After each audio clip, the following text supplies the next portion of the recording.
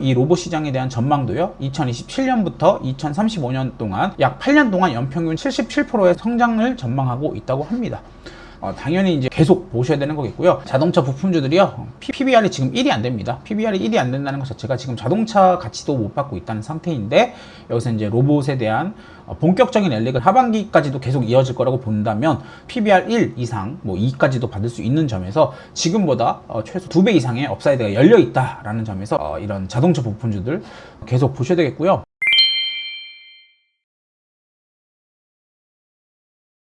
안녕하세요, 투자버튼입니다. 오늘은 시장이 그렇게 좋지만은 않은 장이었는데요, SK하이닉스와 삼성전자의 투매로 인해서 시장이 전반적으로 좀 얼어붙었던 하루였습니다. 덕분에 다른 섹터들도 다 하락을 했었고요. 다른 섹터들 같은 경우에는 많이 오르지도 못한 상황에서 하락을 맞이하다 보니까 좀 억울한 측면도 있는 것 같습니다. 지난주부터 말씀드렸던 것처럼요, 삼성전자와 SK하이닉스의 이 자금의 쏠림이 심화된 상태인 만큼 이 자금의 쏠림이 어느 정도 완화되기 전까지는 이런 식의 이 급등락, 하이닉스와 삼성전자의 급등락과 또 그로 인한 이 주변 섹터들의 하락과 상승이 계속 반복될 것이고요. 삼성전자와 SK하이닉스로 쏠린 자금들이 주변부로 이동하기 전까지는 조금은 한 5월까지는 조금 이런 변동성 장이 계속될 것으로 보이고 있습니다. 오늘 삼성전자와 SK하이닉스가 빠진 이유를 간단하게 말씀드리자면요, 당연히 이제 노조 파업 소식도 있겠지만 김용범 정책실장의 AI 국민배당금 제한으로 인해서 김용범 정책실장의 삼성전자나 SK하이닉스의 초과 이익에 대해서 국민배당금 얘기가 나오면서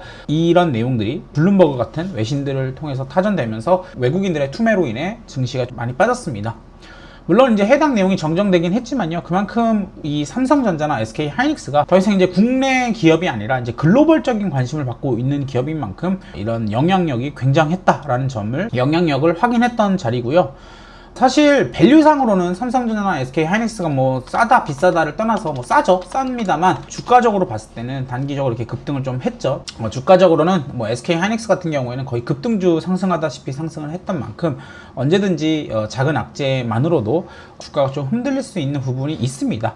그런 부분, 삼성전자와 SK하이닉스의 변동성은요, 이 주가가 조금 슬로우 다운 해질 때까지는 조금은 이어질 거다라는 점 보셔야 되겠고, 사실 뭐 지금 삼성전자와 SK하이닉스를 투자하라는 건 아니기 때문에 우리는 이럴수록 다음 순환매가 무엇인지에 대해서 계속 고민을 해야 됩니다. 뭐 유리기판이 될지, 로봇이 될지, 아니면 다시 바이오가 될지, 아니면 뭐 코인이 될지, 우주가 될지, 이런 것들을 계속 고민해 보셔야 되겠고요. 당연히 이제 5월 이후 5월 말부터는요, 수급적인 부분도 조금 있습니다. 5월 말에 이 삼성전자랑 SK하이닉스의 레버리지 ETF가 나오는데요, 이게 레버리지 ETF만 나온다고 생각을 하고 계시지만 인버스도 같이 나옵니다.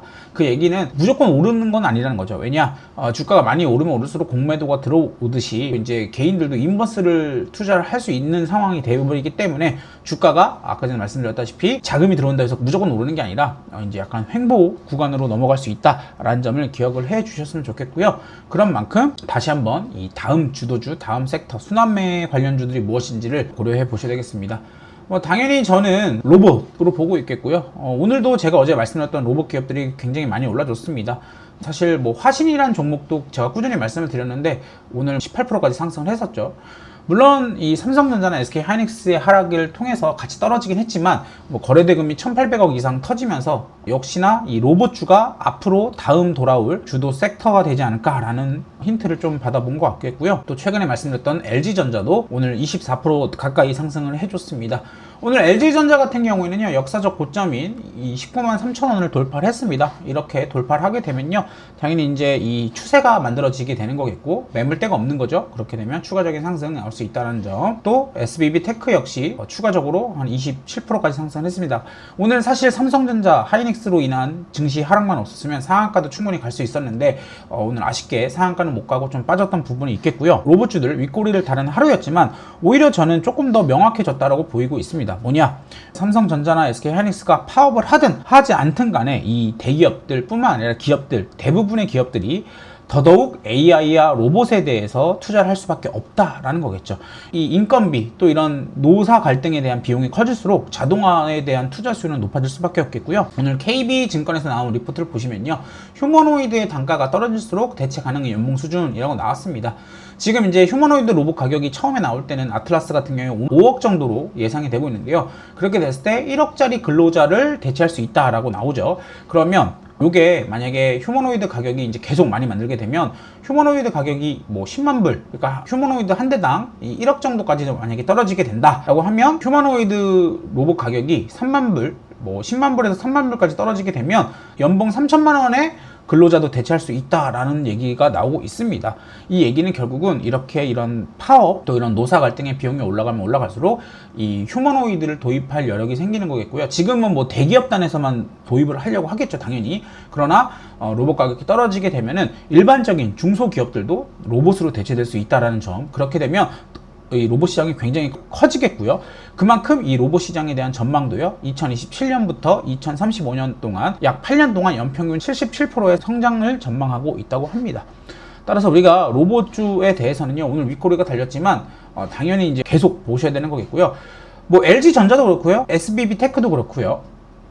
역사적 고점을 돌파한 뒤 나오는 이 첫 조정봉이기 때문에 저는 이 조정봉을 다 메꿀 수 있다라고 볼 수 있겠습니다. 그래서 어제 또 그제 제 영상 보시고 매수하셨던 분들 축하드리고요. 아직은 이 큰 흐름이, 큰 트렌드의 방향성이 유효하기 때문에 여러분들이 계속 관심을 갖고 끌고 가셨으면 좋겠고, 역시나 오늘도 수급을 보시면 SBB테크 같은 경우에는 5일째 외국인이 매수를 하고 있어요. 기관도 매수를 하고 있고요. 또 LG전자 같은 경우에도 오늘 외국인과 기관 강하게 매수세가 들어왔습니다. 또 요뿐만 아니라 자동차 부품주들 뭐 많습니다. 오늘 제가 뭐 화신을 말씀드리지만 HL만두도 있고 SL도 있고 엄청 많은데, 어쨌든 요것도 역시나 이제 기관들이 들어오는 모습을 보여주고 있습니다. 이런 부분에 있어서 국민들이 관심 갖고 있는 이런 삼성 파업 이슈가 실질적으로 주식시장에도 반응을 하고 있다라는 점을 기억을 하셔야 되겠고요. 오늘 뭐 LG전자 같은 경우에 간단하게 말씀을 드리자면, 로봇 이슈도 있겠지만 이 LG전자 자체적으로도 AI 데이터 냉각 솔루션 관련돼서 UAE 아랍에미레이트 사절단이 와서 방문했다고 합니다. 그래서 지금 LG전자 같은 경우에는 오늘 뭐 급등을 해서 시총이 30조까지 올라갔지만요, 사실 지금 실적으로 보면 27년 기준으로 대략 한 4조, 영업이익 4조, 28년 5조를 나오고 있습니다. 그런 얘기는 사실 지금 이 백색가전 기업 가치만 해도 충분히 20조 정도 나오는 기업이고, 이제 로봇밸류로 10조 정도를 더 받고 있다라는 점이겠죠. 그래서 이 LG전자도 계속 관심을 가져보시면 좋겠고요. 또 SBB테크도 역시나 동일합니다. 역사적 신고가 돌파를 하고 있고, 여기서 이제 거래대금이 연달아서 지금 1,500억 이상이 빵빵 터트려주면서 외국인과 기관이 급격히 사고 있습니다. 이런 얘기를 봤을 때 SBB테크 지금 시총 6,800억 밖에 되지 않습니다. 비교 기업인 SPG 같은 경우에 3조라고 말씀드렸습니다. 그런 걸 봤을 때 이런 갭 차이가 충분히 줄여줄 수 있다라는 점 보셔야 되겠고요. 마지막으로 이 로봇주에서 있어서 이런 대표적인 로봇주들 말고도 자동차 부품주 보셔야 된다고 말씀드렸죠. 오늘까지 해서 연달아서 이제 3양봉이 떠졌는데요. 보통 이렇게 하게 되면 살짝 조정이 있을 수 있습니다만, 역시나 화신 같은 자동차 부품주들 같이 보셔야 되겠고요. 왜냐? 자동차 부품주들이요, PBR이 지금 1이 안 됩니다. PBR이 1이 안 된다는 것 자체가 지금 자동차 가치도 못 받고 있다는 상태인데, 여기서 이제 로봇에 대한 본격적인 랠리가 하반기까지도 계속 이어질 거라고 본다면 PBR 1 이상, 뭐 2까지도 받을 수 있는 점에서 지금보다 최소 2배 이상의 업사이드가 열려 있다라는 점에서 이런 자동차 부품주들 계속 보셔야 되겠고요. 마지막으로 이제 현대차 간단하게 말씀드리면, 오늘 장중에 역사적 신고가로 70만원 찍고 음봉으로 좀 빠졌습니다만, 아시다시피 역사적 고점인 69만원 돌파하고 70만원 찍었습니다. 장중에 140조까지 상승을 했었는데요. 물론 이제 조정은 좀 있었습니다만, 역시나 로봇의 대장주입니다. 로봇의 대장주고 연말까지도 계속 끌고 가야 되는 부분에 있어서 현대차도 대형주로서 여전히 유효하다라는 점 말씀드릴 수 있겠습니다. 자, 그래서요, 뭐 사실 오늘처럼 증시가 떨어지는 날에는, 그리고 이렇게 변동성이 좀 심한 날에는 사실 보유 종목에 대해서 다시 한번 고민을 많이 해보시고, 어떤 나의 투자 아이디어가 잘 됐는지 재점검만 하는 날로 삼으시면 좋을 것 같겠고요. 오늘 제가 말씀드린 로봇주뿐만 아니라 당연히 이제 여러분들이 관심 갖고 있는 산업, 기업에 대해서 댓글 달아주시면 제가 답변도 다 달아드리고 있습니다. 이렇게 변동성이 심한 장, 많이 이제 혼란스러운 장일수록 여러분들이 저와 함께 잘 헤쳐나갈 수 있도록 제가 많이 도와드릴 거겠고요. 역시나 오늘 나온 내용에 대해서요, 제가 무료로 운영하고 있는 텔레그램 정보방이 있습니다. 들어오시면 오늘 나왔던 이런 모든 이슈들에 대해서 여러분들이 다 정보 받아가실 수 있다라는 점 기억해 주시면 좋겠고, 입장 링크는 제가 영상 설명란에 달아드리도록 하겠습니다. 또 유튜브도 운영하고 있습니다.